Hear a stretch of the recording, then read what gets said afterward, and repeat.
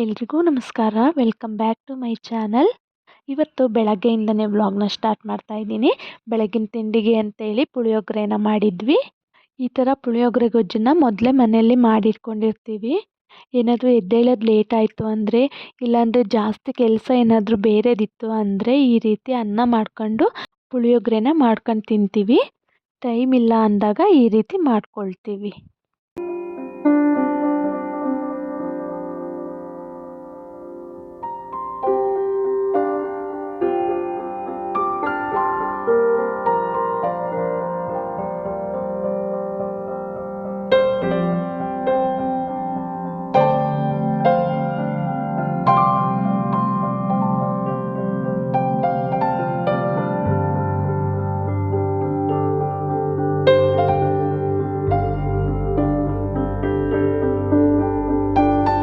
ತಿಂಡಿ ಎಲ್ಲ ಮುಗಿಸ್ಕೊಂಡಿದ್ದಾದಮೇಲೆ ಮನೇಲಿ ಸ್ವಲ್ಪ ಅವರೆಕಾಯಿ ಇದ್ವು.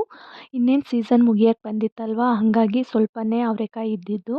ಅವರೆಕಾಯಿನ ಸುಲಿದು ಅವರೆಕಾಳು, ಟೊಮೆಟೊ, ಹೀರೆಕಾಯಿ ಎಲ್ಲ ಹಾಕಿ ಸಾಂಬಾರು ಮಾಡೋಣ ಅಂತೇಳಿ ಸುಲಿತಾ ಕೂತಿದ್ದೆ ಇವಾಗ.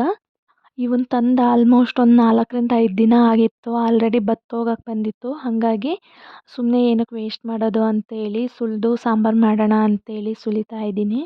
ಒಳಗಡೆ ಸುಲಿಯೋಣ ಅಂತೇಳಿ ಸುಲಿತಾ ಇದ್ದೆ. ಪಾಪು ಆಚೆ ಕಡೆ ಆಟ ಆಡ್ತಿದ್ದ. ಅವನು ಆಟ ಆಡೋದು ನೋಡಿಕೊಂಡು ಅಲ್ಲೇ ಸುಲಿದ್ರಾಯ್ತು ಅವನನ್ನು ನೋಡಿಕೊಂಡು ಅಂತೇಳಿ ಆಚೆನೇ ಸುಲಿತಾ ಇದ್ದೀನಿ.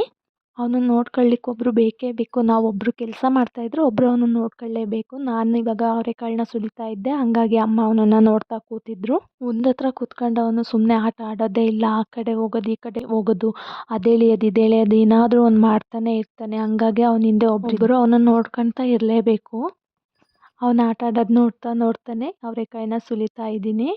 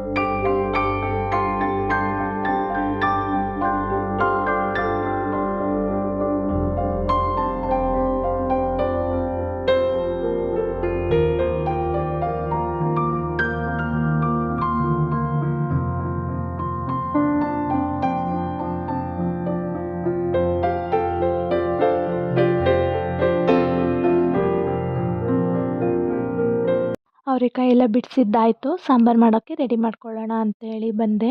ನೋಡಿ ಆಲ್ರೆಡಿ ಕಾಳೆಲ್ಲ ಮೊಳಕೆ ಬಂದಿದೆ. ಅಷ್ಟು ಲೇಟಾಗಿ ಸುಲಿದು ಸಾಂಬಾರು ಮಾಡ್ತಾಯಿದ್ದೀನಿ. ತಂದಿಟ್ಟು ಸುಮಾರು 4-5 ದಿನ ಆಗಿತ್ತು ಕಾಯಿನ. ಸುಲಿಯೋಕ್ಕೆ ಟೈಮೇ ಆಗಿರಲಿಲ್ಲ. ಹಾಗಾಗಿ ಇವತ್ತು ಸುಲಿದು ಸಾಂಬಾರು ಮಾಡೋಣ ಮಧ್ಯಾಹ್ನಕ್ಕೆ ಅಂತೇಳಿ ರೆಡಿ ಮಾಡ್ಕೊಳ್ತಾ ಇದ್ದೀನಿ. 1 ಈರುಳ್ಳಿ, 2 ಟೊಮೆಟೊ ಹಾಗೆ ಒಂದು ಅರ್ಧ ಹೀರೆಕಾಯಿನ ಹಾಕಿ ಸಾಂಬಾರನ್ನ ಮಾಡ್ತಾಯಿದ್ದೀನಿ ಇವತ್ತು. ಏನಂದರೆ ಇವತ್ತು ನಾನು ಒಂದೇ ಒಂದು ಹನಿನೂ ಕೂಡ ಎಣ್ಣೆನ ಉಪಯೋಗಿಸ್ದೆ ಸಾಂಬಾರನ್ನ ಮಾಡ್ತಾ ಇರೋದು. ಒಗ್ಗರಣೆ ಏನೂ ಮಾಡ್ತಾ ಇಲ್ಲ, ಹಾಗೆಯೇ ಸಾಂಬಾರನ್ನ ಮಾಡ್ತಾ ಇದ್ದೀನಿ. ತುಂಬ ಈಸಿಯಾಗಿ, ತುಂಬ ಸಿಂಪಲ್ಲಾಗಿ ಮಾಡ್ಬೋದು. ತುಂಬಾ ಟೇಸ್ಟಿಯಾಗಿರುತ್ತೆ.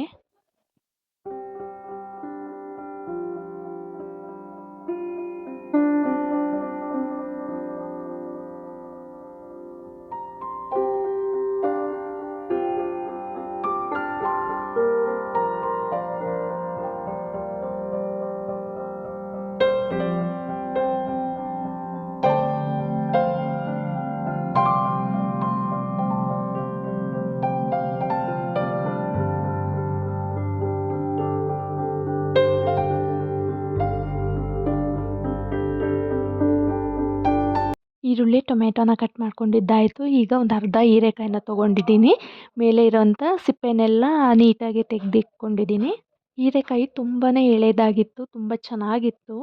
ಹೀರೆಕಾಯಿ ಏನಾದರೂ ಸ್ವಲ್ಪ ಬಲ್ತಿದ್ರೆ ಅಷ್ಟು ಟೇಸ್ಟ್ ಚೆನ್ನಾಗಿ ಬರೋದಿಲ್ಲ. ಸಾಂಬಾರಾಗಿರ್ಬೋದು, ಪಲ್ಯ ಆಗಿರ್ಬೋದು, ಸ್ವಲ್ಪ ಎಳೆದಾಗಿಯೇ ಇರಬೇಕು. ಆವಾಗ ಸಾಂಬಾರು, ಪಲ್ಯ ಏನಾದ್ರೂ ತುಂಬಾ ಟೇಸ್ಟಿಯಾಗಿರುತ್ತೆ.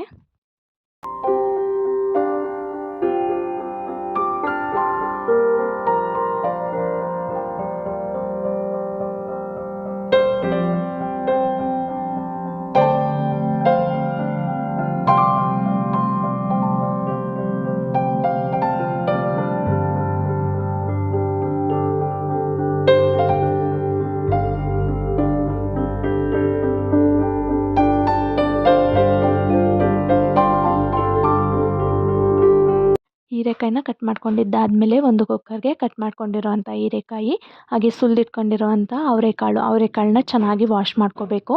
ಹಾಗೆ ಈರುಳ್ಳಿ ಮತ್ತು ಟೊಮೆಟೊನ ಕಟ್ ಮಾಡ್ಕೊಂಡಿದ್ವಲ್ಲ ಅದನ್ನು ಸೇರಿಸ್ಕೊಂಡು ಚಿಟಿಕೆ ಆಗೋಷ್ಟು ಅರಿಶಿನ ಹಾಗೆ ಸ್ವಲ್ಪ ಉಪ್ಪನ್ನು ಸೇರಿಸ್ಕೊಂಡು ಇದೆಲ್ಲದನ್ನು ಬೇಯಿಸ್ಕೊಳ್ತೀನಿ. ಒಂದು 3ರಿಂದ 4 ವಿಷಲ್ ಕೂಗಿಸ್ಕೊಳ್ತೀನಿ.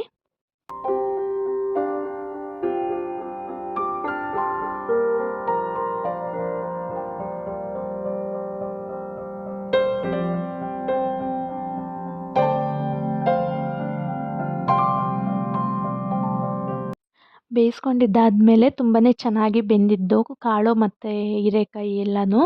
ಹಾಗೆ ಈಗ ಖಾರಕ್ಕೆ ರೆಡಿ ಮಾಡ್ಕೊಳ್ತಾ ಇದ್ದೀನಿ. ಅರ್ಧ ಹೋಳಾಗೋಷ್ಟು ತೆಂಗಿನಕಾಯಿನ ಸೇರಿಸ್ಕೊಂಡಿದ್ದೀನಿ.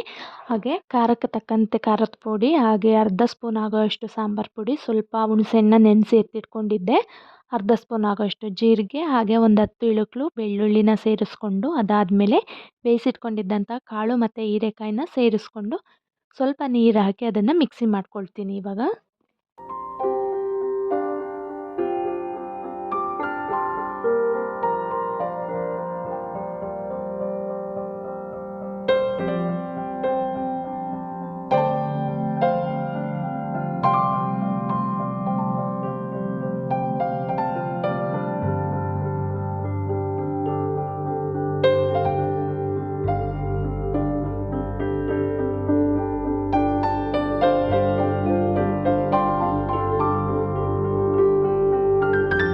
ಖಾರನ ರುಬ್ಕೊಂಡಿದ್ದಾದಮೇಲೆ ಆ ಖಾರನ ಕುಕ್ಕರ್ಗೆ ಸೇರಿಸ್ಕೊಂಡು ಚೆನ್ನಾಗಿ ಮಿಕ್ಸ್ ಮಾಡ್ಕೋಬೇಕು. ಮಿಕ್ಸಿ ಜಾರಲ್ಲಿ ಸ್ವಲ್ಪ ಖಾರ ಉಳಿದಿರುತ್ತೆ, ಅದಕ್ಕೆ ಸ್ವಲ್ಪ ನೀರನ್ನು ಸೇರಿಸ್ಕೊಂಡು ಅದನ್ನು ಮತ್ತೆ ಕುಕ್ಕರ್ಗೆ ಸೇರಿಸ್ಕೊಂಡು ಚೆನ್ನಾಗಿ ಮಿಕ್ಸ್ ಮಾಡಿ ಅದು ಚೆನ್ನಾಗಿ ಕುದಿಸ್ಕೋಬೇಕು.